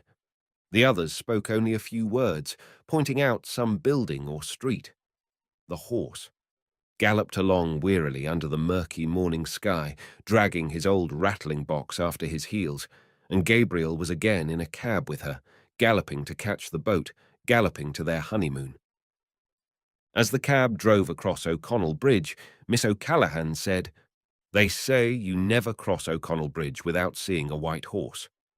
"I see a white man this time," said Gabriel. "Where?" asked Mr. Bartell Darcy. Gabriel pointed to the statue, on which lay patches of snow. Then he nodded familiarly to it and waved his hand. "Good night, Dan," he said gaily. When the cab drew up before the hotel, Gabriel jumped out, and in spite of Mr. Bartell Darcy's protest, paid the driver. He gave the man a shilling over his fare. The man saluted and said, "A prosperous new year to you, sir." "The same to you," said Gabriel cordially. She leaned for a moment on his arm in getting out of the cab and while standing at the curbstone, bidding the others good night. She leaned lightly on his arm, as lightly as when she had danced with him a few hours before. He had felt proud and happy then, happy that she was his, proud of her grace and wifely carriage. But now, after the kindling again of so many memories, the first touch of her body, musical and strange and perfumed, sent through him a keen pang of lust. Under cover of her silence, he pressed her arm closely to his side, and, as they stood at the hotel door, he felt that they had escaped from their lives and duties, escaped from home and friends and run away together with wild and radiant hearts to a new adventure. An old man was dozing in a great hooded chair in the hall. He lit a candle in the office and went before them to the stairs. They followed him in silence, their feet falling in soft thuds on the thickly carpeted stairs. She mounted the stairs behind the porter, her head bowed in the ascent, her frail shoulders curved as with a burden, her skirt girt tightly about her. He could have flung his arms about her hips and held her still, for his arms were trembling with desire to seize her, and only the stress of his nails against the palms of his hands held the wild impulse of his body in check. The porter halted on the stairs to settle his guttering candle. They halted too on the steps below him. In the silence, Gabriel could hear the falling of the molten wax into the tray and the thumping of his own heart against his ribs. The porter led them along a corridor and opened a door. Then he set his unstable candle down on a toilet table and asked at what hour they were to be called in the morning. 8, said Gabriel. The porter pointed to the tap of the electric light and began a muttered apology, but Gabriel cut him short. "We don't want any light. We have light enough from the street. And I say," he added, pointing to the candle, "you might remove that handsome article. like a good man. The porter took up his candle again, but slowly, for he was surprised by such a novel idea. Then he mumbled good night and went out. Gabriel shot the lock to. A ghostly light from the street lamp lay in a long shaft from one window to the door. Gabriel threw his overcoat and hat on a couch and crossed the room towards the window. He looked down into the street in order that his emotion might calm a little. Then he turned and leaned against a chest of drawers with his back to the light. She had taken off her hat and cloak and was standing before a large swinging mirror, unhooking her waist. Gabriel paused for a few moments, watching her, and then said, "Greta!" She turned away from the mirror slowly and walked along the shaft of light towards him. Her face looked so serious and weary that the words would not pass Gabriel's lips. No, it was not the moment yet. "You look tired," he said. "I am a little," she answered. "You don't feel ill or weak?" "No, tired, that's all." She went on to the window and stood there, looking out. Gabriel waited again, and then, fearing that diffidence was about to conquer him, he said abruptly, "By the way, Greta, what is it?" "You know that poor fellow Marlins?" he said quickly. "Yes. What about him?" "Well, poor fellow, he's a decent sort of chap after all," continued Gabriel in a false voice. "He gave me back that sovereign I lent him, and I didn't expect it, really. It's a pity he wouldn't keep away from that Brown, because he's not a bad fellow, really." He was trembling now with annoyance. Why did she seem so abstracted? He did not know how he could begin. Was she annoyed, too, about something? If she would only turn to him or come to him of her own accord, to take her as she was would be brutal. No, he must see some ardour in her eyes first. He longed to be master of her strange mood. "When did you lend him the £1?" she asked after a pause. Gabriel strove to restrain himself from breaking out into brutal language about the sottish Marlins and his £1. He longed to cry to her from his soul, to crush her body against his, to overmaster her. But he said, "Oh, at Christmas, when he opened that little Christmas card shop in Henry Street." He was in such a fever of rage and desire that he did not hear her come from the window. She stood before him for an instant, looking at him strangely. Then, suddenly raising herself on tiptoe and resting her hands lightly on his shoulders, she kissed him.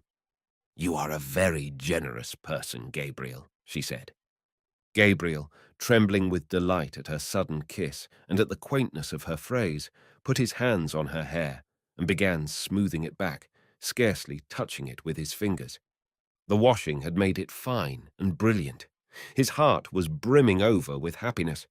Just when he was wishing for it, she had come to him of her own accord. Perhaps her thoughts had been running with his. Perhaps she had felt the impetuous desire that was in him, and then the yielding mood had come upon her. Now that she had fallen to him so easily, he wondered why he had been so diffident. He stood, holding her head between his hands. Then, slipping one arm swiftly about her body and drawing her towards him, he said softly, "Greta, dear, what are you thinking about?" She did not answer, nor yield wholly to his arm. He said again, softly, "Tell me what it is, Greta. I think I know what is the matter. Do I know?" She did not answer at once. Then she said in an outburst of tears, "Oh, I am thinking about that song, 'The Lass of Aughrim.'" She broke loose from him and ran to the bed, and throwing her arms across the bed rail, hid her face. Gabriel stood stock still for a moment in astonishment and then followed her. As he passed in the way of the cheval glass, he caught sight of himself in full length, his broad, well-filled shirt front, the face whose expression always puzzled him when he saw it in a mirror, and his glimmering, gilt-rimmed eyeglasses. He halted a few paces from her and said, "What about the song? Why does that make you cry?" She raised her head from her arms and dried her eyes with the back of her hand like a child. A kinder note than he had intended went into his voice. "Why, Greta?" he asked. "I am thinking about a person long ago who used to sing that song." "And who was the person long ago?" asked Gabriel, smiling. It was a person I used to know in Galway when I was living with my grandmother, she said. The smile passed away from Gabriel's face. A dull anger began to gather again at the back of his mind, and the dull fires of his lust began to glow angrily in his veins. "Someone you were in love with?" he asked ironically. "It was a young boy I used to know," she answered, "named Michael Fury. He used to sing that song, The Lass of Aughrim. He was very delicate." Gabriel was silent. He did not wish her to think that he was interested in this delicate boy. "I can see him so plainly," she said after a moment. "Such eyes as he had. Big, dark eyes, and such an expression in them. An expression." "Oh, then, you were in love with him?" said Gabriel. "I used to go out walking with him," she said, "when I was in Galway." A thought flew across Gabriel's mind. "Perhaps that was why you wanted to go to Galway with that Ivors girl," he said coldly. She looked at him and asked in surprise, "What for?" Her eyes made Gabriel feel awkward. He shrugged his shoulders and said, "How do I know? To see him, perhaps." She looked away from him along the shaft of light towards the window in silence. "He is dead," she said at length. "He died when he was only 17. Isn't it a terrible thing to die so young as that?" "What was he?" asked Gabriel, still ironically. "He was in the gasworks," she said. Gabriel felt humiliated by the failure of his irony and by the evocation of this figure from the dead, a boy in the gasworks. While he had been full of memories of their secret life together, full of tenderness and joy and desire, she had been comparing him in her mind with another. A shameful consciousness of his own person assailed him. He saw himself as a ludicrous figure, acting as a penny boy for his aunts, a nervous, well-meaning sentimentalist, orating to vulgarians and idealizing his own clownish lusts, the pitiable, fatuous fellow he had caught a glimpse of in the mirror. Instinctively, he turned his back more to the light, lest she might see the shame that burned upon his forehead. He tried to keep up his tone of cold interrogation, but his voice, when he spoke, was humble and indifferent. "I suppose you were in love with this Michael Fury, Greta," he said. "I was great with him at that time," she said. Her voice was veiled and sad. Gabriel, feeling now how vain it would be to try to lead her whither he had purposed, caressed one of her hands and said, also sadly, "And what did he die of so young, Greta? Consumption, was it?" "I think he died for me," she answered. A vague terror seized Gabriel at this answer, as if, at that hour when he had hoped to triumph, some impalpable and vindictive being was coming against him, gathering forces against him in its vague world. But he shook himself free of it, with an effort of reason, and continued to caress her hand. He did not question her again, for he felt that she would tell him of herself. Her hand was warm and moist.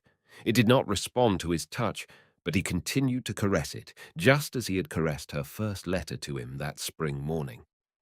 "It was in the winter," she said, "about the beginning of the winter when I was going to leave my grandmother's and come up here to the convent, and he was ill at the time in his lodgings in Galway and wouldn't be let out, and his people in Oughterard were written to. He was in decline, they said, or something like that. I never knew rightly." She paused for a moment and sighed. "Poor fellow," she said. "He was very fond of me, and he was such a gentle boy. We used to go out together, walking, you know, Gabriel, like the way they do in the country. He was going to study singing only for his health. He had a very good voice, poor Michael Fury." "Well, and then?" asked Gabriel. "And then, when it came to the time for me to leave Galway and come up to the convent, he was much worse, and I wouldn't be let see him. So I wrote him a letter saying I was going up to Dublin and would be back in the summer and hoping he would be better then." She paused for a moment to get her voice under control and then went on. "Then the night before I left, I was in my grandmother's house in Nuns Island, packing up, and I heard gravel thrown up against the window. The window was so wet I couldn't see, so I ran downstairs as I was and slipped out the back into the garden, and there was the poor fellow at the end of the garden, shivering." "And did you not tell him to go back?" asked Gabriel. I implored of him to go home at once and told him he would get his death in the rain. But he said he did not want to live. I can see his eyes as well. He was standing at the end of the wall where there was a tree. And did he go home? Asked Gabriel. Yes, he went home. And when I was only a week in the convent, he died, and he was buried in Oughterard, where his people came from. Oh, the day I heard that he was dead. She stopped, choking with sobs, and, overcome by emotion, flung herself face downward on the bed, sobbing in the quilt.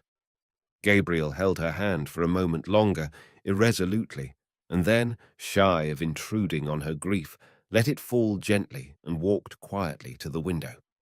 She was fast asleep. Gabriel, leaning on his elbow, looked for a few moments unresentfully on her tangled hair and half-open mouth, listening to her deep-drawn breath. So she had had that. Romance in her life. A man had died for her sake. It hardly pained him now to think how poor a part he, her husband, had played in her life. He watched her while she slept as though he and she had never lived together as man and wife. His curious eyes rested long upon her face and on her hair, and as he thought of what she must have been then, in that time of her first girlish beauty, a strange, friendly pity for her entered his soul. He did not like to say even to himself that her face was no longer beautiful, but he knew that it was no longer the face for which Michael Fury had braved death. Perhaps she had not told him all the story. His eyes moved to the chair over which she had thrown some of her clothes. A petticoat string dangled to the floor. One boot stood upright, its limp upper fallen down. The fellow of it lay upon its side. He wondered at his riot of emotions of an hour before. From what had it proceeded? From his aunt's supper, from his own foolish speech, from the wine and dancing, the merrymaking when saying good night in the hall, the pleasure of the walk along the river in the snow. Poor Aunt Julia. She, too, would soon be a shade with the shade of Patrick Morkan and his horse. He had caught that haggard look upon her face for a moment when she was singing Arrayed for the Bridal. Soon, perhaps, he would be sitting in that same drawing-room, dressed in black, his silk hat on his knees. The blinds would be drawn down, and Aunt Kate would be sitting beside him, crying and blowing her nose and telling him how Julia had died. He would cast about in his mind for some words that might console her, and would find only lame and useless ones. Yes, that would happen very soon. The air of the room chilled his shoulders. He stretched himself cautiously along under the sheets and lay down beside his wife. One by one they were all becoming shades. Better pass boldly into that other world in the full glory of some passion than fade and wither dismally with age. He thought of how she who lay beside him had locked in her heart for so many years that image of her lover's eyes when he had told her that he did not wish to live. Generous tears filled Gabriel's eyes. He had never felt like that himself towards any woman, but he knew that such a feeling must be love. The tears gathered more thickly in his eyes, and in the partial darkness he imagined he saw the form of a young man standing under a dripping tree. Other forms were near.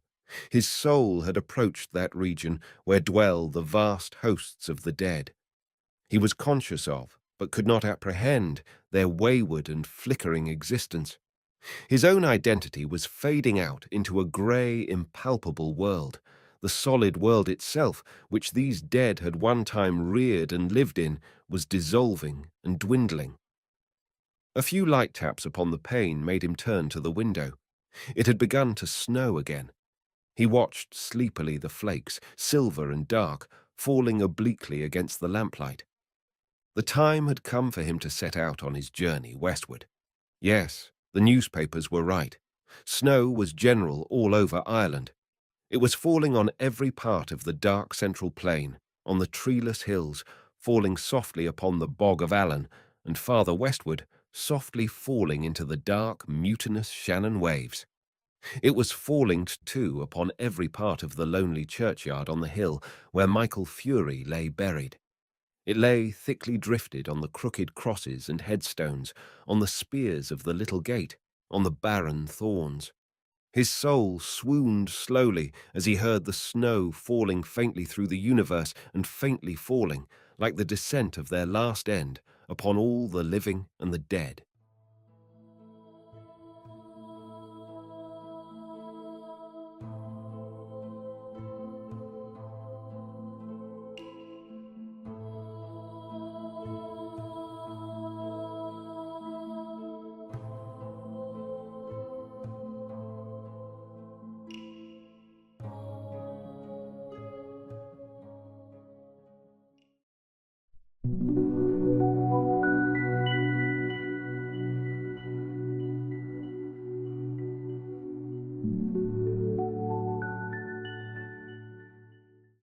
An Encounter, a short story by James Joyce. It was Joe Dillon who introduced the Wild West to us. He had a little library made up of old numbers of the Union Jack, Pluck, and the Halfpenny Marvel. Every evening after school, we met in his back garden and arranged Indian battles. He and his fat young brother Leo, the idler, held the loft of the stable while we tried to carry it by storm, or we fought a pitched battle on the grass.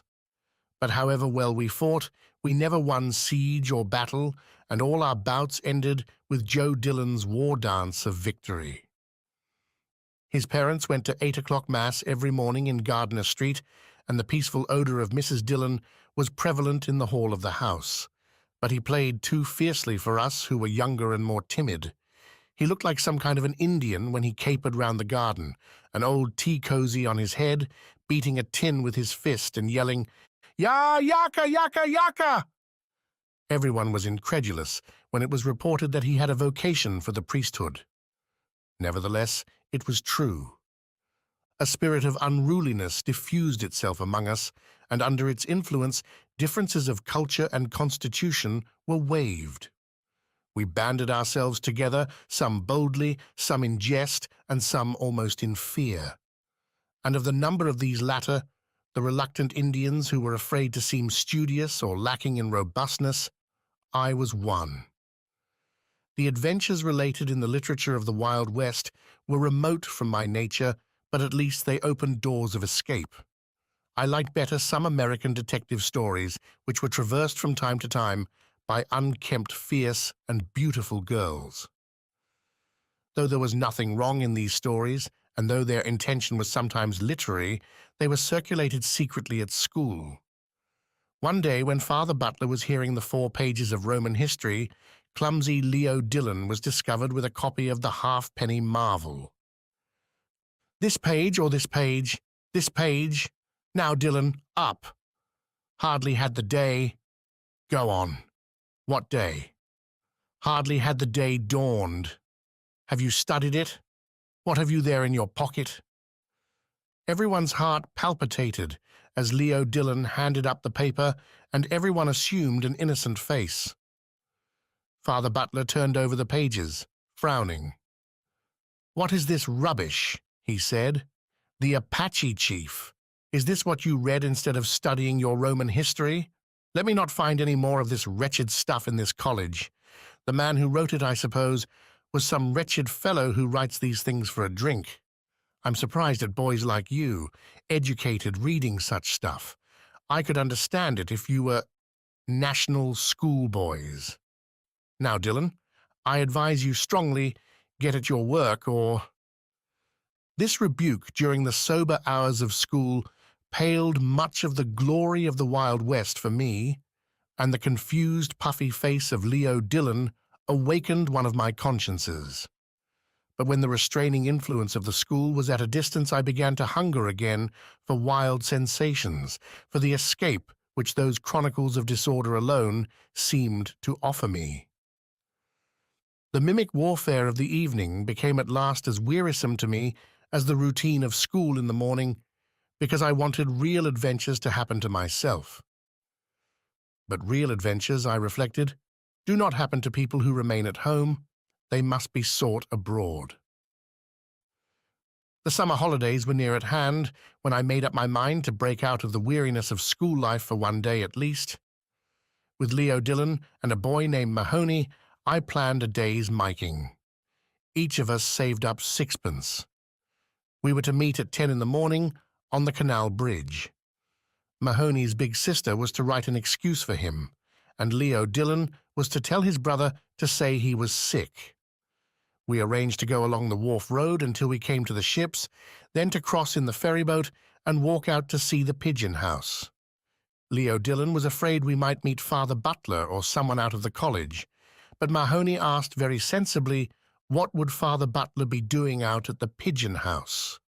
We were reassured, and I brought the first stage of the plot to an end by collecting sixpence from the other two, at the same time showing them my own sixpence. When we were making the last arrangements on the eve, we were all vaguely excited. We shook hands, laughing, and Mahoney said, "Till tomorrow, mates." That night I slept badly. In the morning I was first comer to the bridge as I lived nearest. I hid my books in the long grass near the ash pit at the end of the garden where nobody ever came, and hurried along the canal bank. It was a mild, sunny morning in the first week of June. I sat up on the coping of the bridge admiring my frail canvas shoes, which I had diligently pipe-clayed overnight, and watching the docile horses pulling a tramload of business people up the hill. All the branches of the tall trees which lined the mall were gay with little light green leaves, and the sunlight slanted through them onto the water. The granite stone of the bridge was beginning to be warm, and I began to pat it with my hands in time to an air in my head. I was very happy. When I had been sitting there for 5 or 10 minutes, I saw Mahoney's grey suit approaching. He came up the hill, smiling, and clambered up beside me on the bridge. While we were waiting, he brought out the catapult which bulged from his inner pocket and explained some improvements which he had made in it. I asked him why he had brought it, and he told me he had brought it to have some gas with the birds. Mahoney used slang freely and spoke of Father Butler as Old Bunzer. We waited on for a quarter of an hour more, but still there was no sign of Leo Dillon. Mahoney at last jumped down and said, "Come along. I knew Fatty'd funk it." "And his sixpence?" I said. "That's forfeit," said Mahoney, "and so much the better for us. A bob and a tanner instead of a bob." We walked along the North Strand Road till we came to the vitriol works, and then turned to the right along the Wharf Road. Mahoney began to play the Indian as soon as we were out of public sight. He chased a crowd of ragged girls, brandishing his unloaded catapult, and when 2 ragged boys began, out of chivalry, to fling stones at us, he proposed that we should charge them. I objected that the boys were too small, and so we walked on, the ragged troop screaming after us, "Swaddlers! Swaddlers!" thinking that we were Protestants because Mahoney, who was dark-complexioned, wore the silver badge of a cricket club in his cap. When we came to the smoothing iron, we arranged a siege, but it was a failure, because you must have at least 3. We revenged ourselves on Leo Dillon by saying what a funk he was and guessing how many he would get at 3 o'clock from Mr. Ryan. We came then near the river. We spent a long time walking about the noisy streets flanked by high stone walls, watching the working of cranes and engines, and often being shouted at for our immobility by the drivers of groaning carts. It was noon when we reached the quays, and as all the labourers seemed to be eating their lunches, we bought 2 big currant buns and sat down to eat them on some metal piping beside the river. We pleased ourselves with the spectacle of Dublin's commerce. The barges signalled from far away by their curls of woolly smoke, the brown fishing fleet beyond Ringsend, the big white sailing vessel which was being discharged on the opposite quay. Mahoney said it would be right skit to run away to sea on one of those big ships, and even I, looking at the high masts, saw or imagined the geography which had been scantily dosed to me at school, gradually taking substance under my eyes. School and home seemed to recede from us, and their influences upon us seemed to wane. We crossed the Liffey in the ferry boat, paying our toll to be transported in the company of 2 labourers and a little Jew with a bag. We were serious to the point of solemnity, but once during the short voyage our eyes met and we laughed. When we landed, we watched the discharging of the graceful 3-master which we had observed from the other quay. Some bystander said that she was a Norwegian vessel. I went to the stern and tried to decipher the legend upon it, but failing to do so, I came back and examined the foreign sailors to see had any of them green eyes, for I had some confused notion. The sailors' eyes were blue and grey and even black. The only sailor whose eyes could have been called green was a tall man who amused the crowd on the quay by calling out cheerfully every time the planks fell, "All right, all right." When we were tired of this sight, we wandered slowly into Ringsend. The day had grown sultry, and in the windows of the grocers' shops, musty biscuits lay bleaching. We bought some biscuits and chocolate, which we ate sedulously as we wandered through the squalid streets where the families of the fishermen live. We could find no dairy, and so we went into a huckster's shop and bought a bottle of raspberry lemonade each. Refreshed by this, Mahoney chased a cat down a lane, but the cat escaped into a wide field. We both felt rather tired, and when we reached the field, we made at once for a sloping bank over the ridge of which we could see the Dodder. It was too late, and we were too tired to carry out our project of visiting the pigeon house. We had to be home before 4 o'clock, lest our adventure should be discovered. Mahoney looked regretfully at his catapult, and I had to suggest going home by train before he regained any cheerfulness. The sun went in behind some clouds and left us to our jaded thoughts and the crumbs of our provisions. There was nobody but ourselves in the field. When we had lain on the bank for some time without speaking, I saw a man approaching from the far end of the field. I watched him lazily as I chewed one of those green stems on which girls tell fortunes. He came along by the bank slowly. He walked with one hand upon his hip, and in the other hand he held a stick with which he tapped the turf lightly. He was shabbily dressed in a suit of greenish black, and wore what we used to call a jerry hat with a high crown. He seemed to be fairly old, for his moustache was ashen grey. When he passed at our feet, he glanced up at us quickly and then continued his way.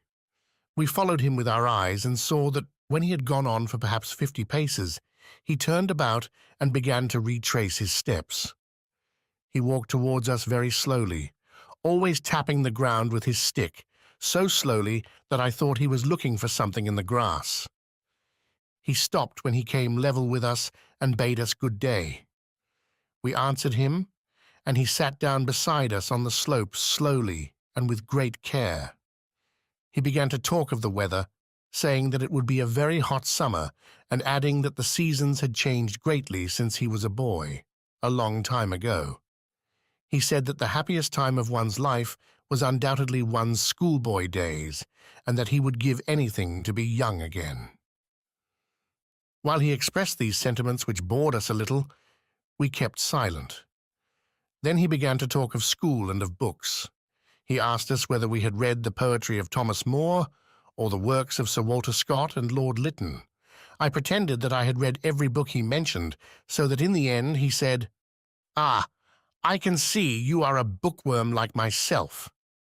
Now," he added, pointing to Mahoney, who was regarding us with open eyes, "he is different. He goes in for games." He said he had all Sir Walter Scott's works and all Lord Lytton's works at home, and never tired of reading them. Of course, he said, there were some of Lord Lytton's works which boys couldn't read. Mahoney asked why couldn't boys read them, a question which agitated and pained me, because I was afraid the man would think I was as stupid as Mahoney. The man, however, only smiled. I saw that he had great gaps in his mouth between his yellow teeth. Then he asked us which of us had the most sweethearts. Mahoney mentioned lightly that he had 3 totties. The man asked me how many had I. I answered that I had none. He did not believe me, and said he was sure I must have one. I was silent. "Tell us," said Mahoney pertly to the man, "how many have you yourself?" The man smiled as before and said that when he was our age he had lots of sweethearts. "Every boy," he said, "has a little sweetheart." His attitude on this point struck me as strangely liberal in a man of his age.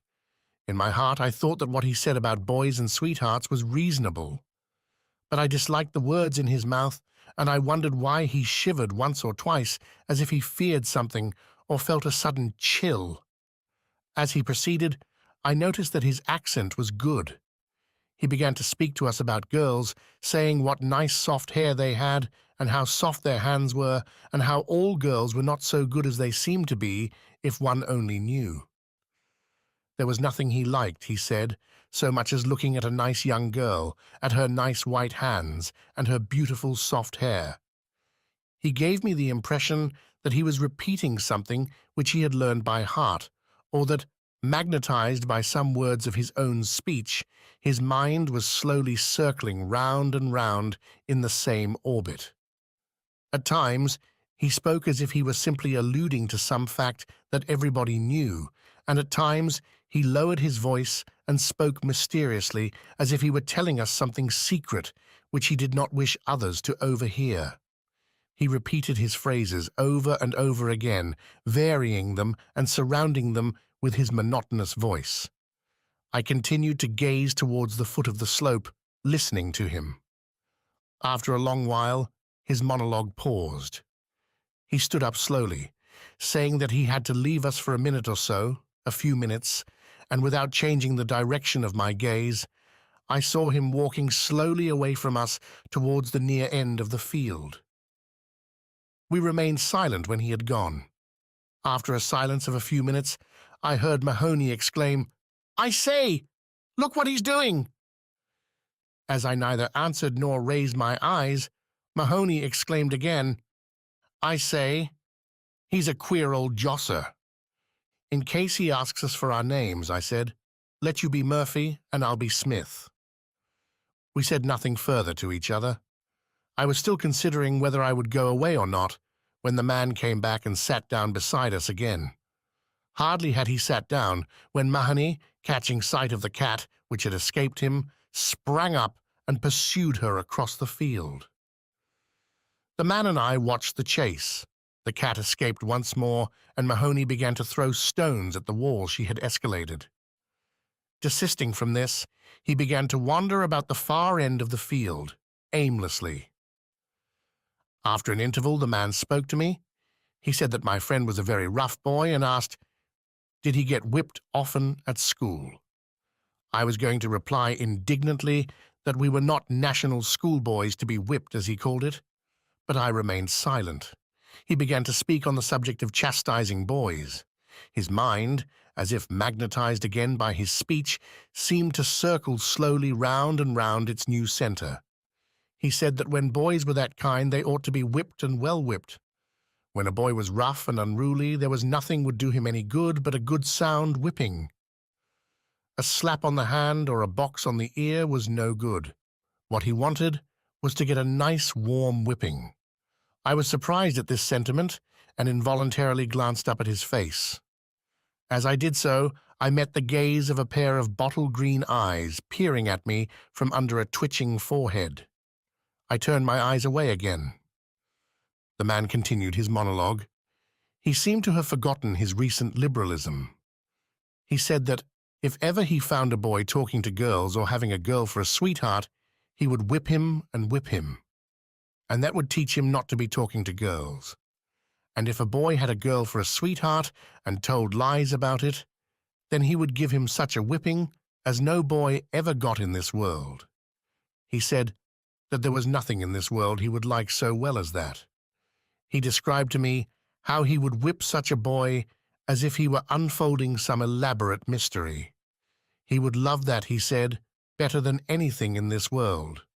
And his voice, as he led me monotonously through the mystery, grew almost affectionate and seemed to plead with me that I should understand him. I waited till his monologue paused again. Then I stood up abruptly. Lest I should betray my agitation, I delayed a few moments pretending to fix my shoe properly, and then, saying that I was obliged to go, I bade him good day. I went up the slope calmly, but my heart was beating quickly with fear that he would seize me by the ankles.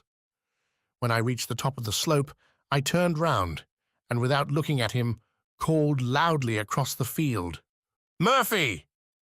My voice had an accent of forced bravery in it, and I was ashamed of my paltry stratagem. I had to call the name again before Mahoney saw me and hallooed in answer. How my heart beat as he came running across the field to me. He ran as if to bring me aid, and I was penitent, for in my heart I had always despised him a little.